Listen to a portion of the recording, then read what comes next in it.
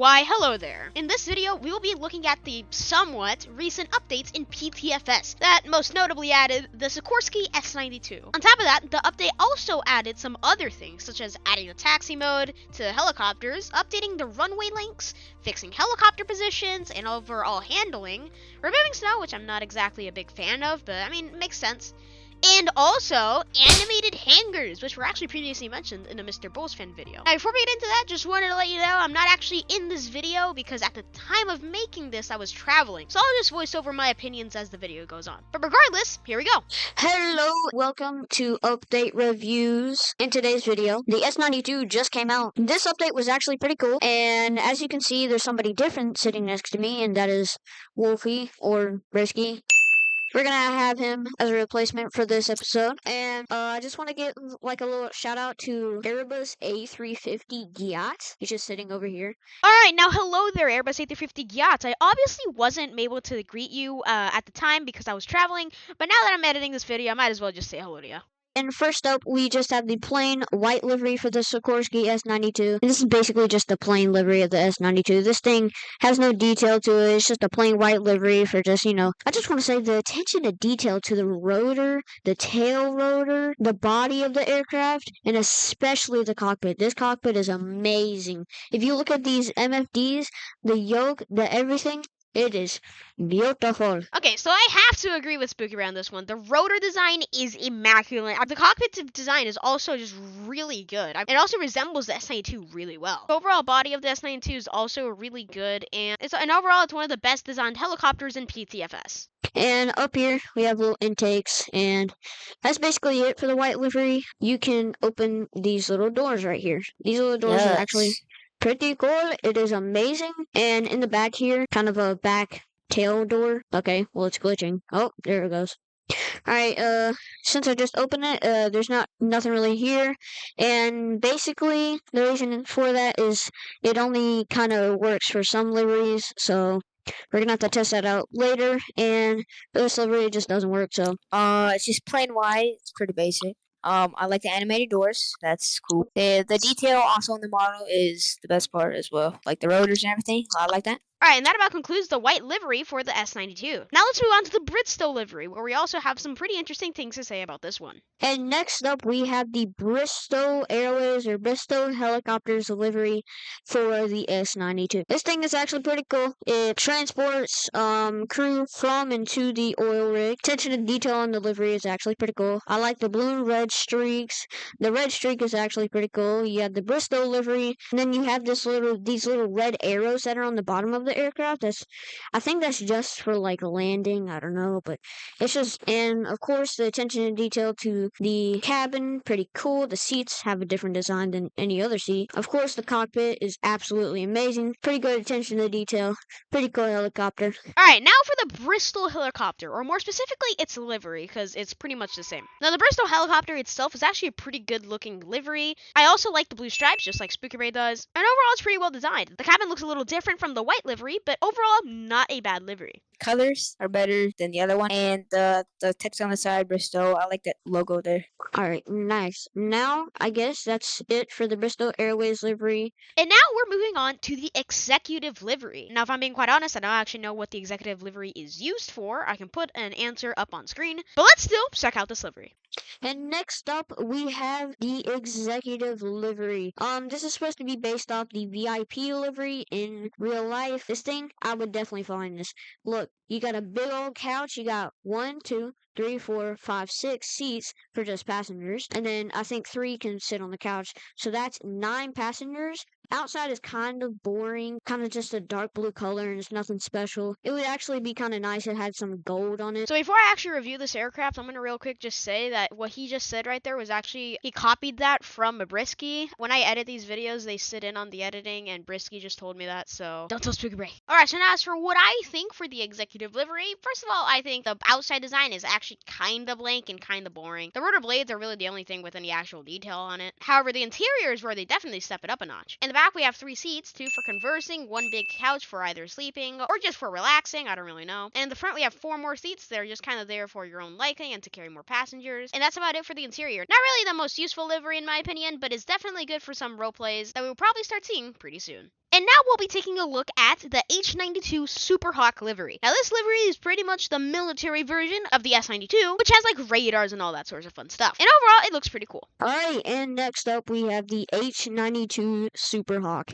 This thing is actually pretty cool. I really like the livery. It's like a kind of gray livery with black rotors. The inside is quite different. It just holds a bunch of seats, and then you have this computer sitting right here. We have these little radars on the bottom, and have this little light here, another radar on the side, and you got the Canada text on the side. And then if you look here on the side, there's a door that you can open and close, and it's just like a sliding door. And then there's a back door, which actually has a walkway into the inside, kind of a way to load personnel quicker. Now for me, everything Speaker has said, I also agree with. At the bottom, you have some nice little radars, and the cabin looks pretty good. And overall, it's a pretty good design. And now we'll take a look at the Coast Guard S-92. And just like I said, we're going to be taking a look at the Coast Guard livery, which in my opinion looks kind of similar to the UH-60, but slightly better in design. But anyways, here it is. And next up, we have the beloved Coast Guard livery, which I think is actually Brisky's favorite. And this livery is actually pretty cool. The livery is probably really worked on. On the side here, you can see PTFS Coast Guard. You got a little camera or radar, got a light on the front. Then you have a Coast Guard rescue on the back.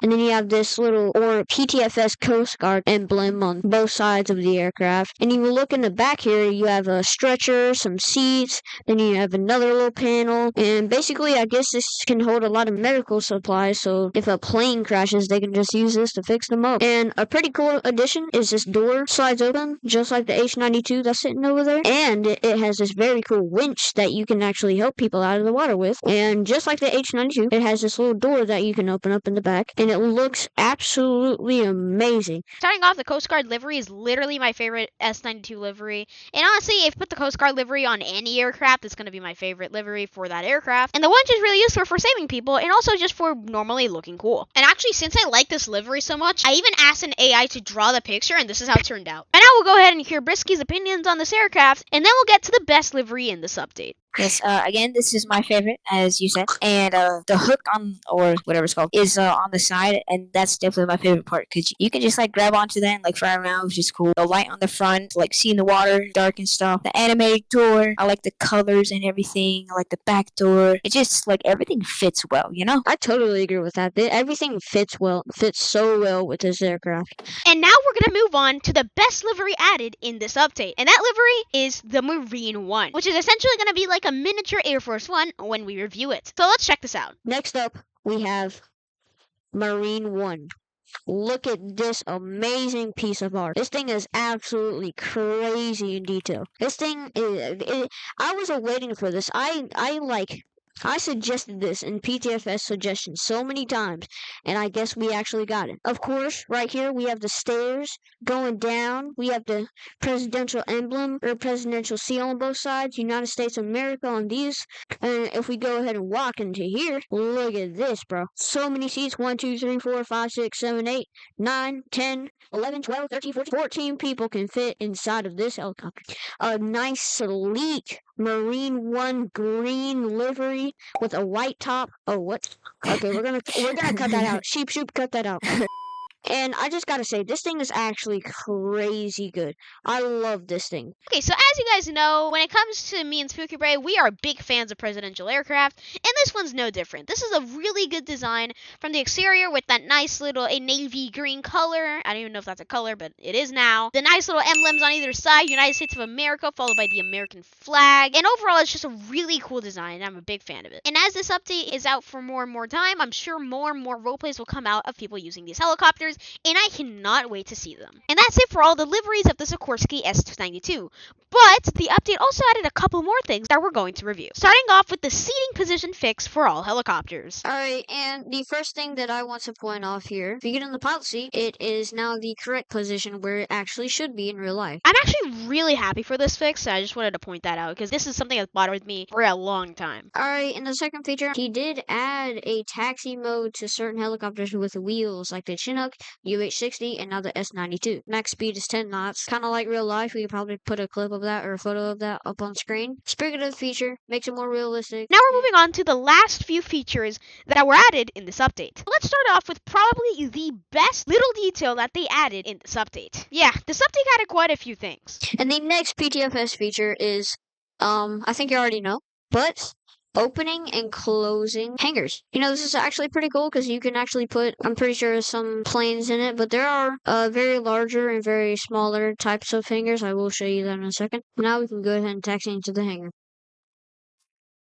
You know, once you're fully taxed into the hanger, if you want, you can stay inside of here and click this button to close it, or you could just, you know, go outside here and close it up. Alright, and I guess that's it for the hanger. Now, believe it or not, this is my second most favorite feature added in this update, right before Marine Run, of course, just because it's actually pretty useful and it looks really cool. But anyways, now there's one last thing we need to review, and we're actually done with this update, and that is the updated runway links. Alright, and next up, updated a runway width. Usually, this wouldn't be this big. He kind of just updated it a little bit, or made it wider, and the new update. And it's actually pretty useful for large planes like the AN225. I feel like it would just be pretty easy to, you know, load them onto the runway or line them up with the runway. I really like this feature. I've actually been waiting for this for a really long time. Pretty good feature. I like it, like, a lot. And I guess that's really it for this feature. Nothing much, but alright, and we can go ahead and end off this PTFS update reviews video. So sorry that you couldn't see Sheep Shoot today. Couldn't see Sheep Shoot today. Couldn't see Sheep Shoot today. Well, that aged poorly. But that's about it. Have a great day. Stay healthy. No, I do this part. Alright, so that's about it for this video, and I'll see you guys in the next one. Bye, have a great day, stay healthy, don't die.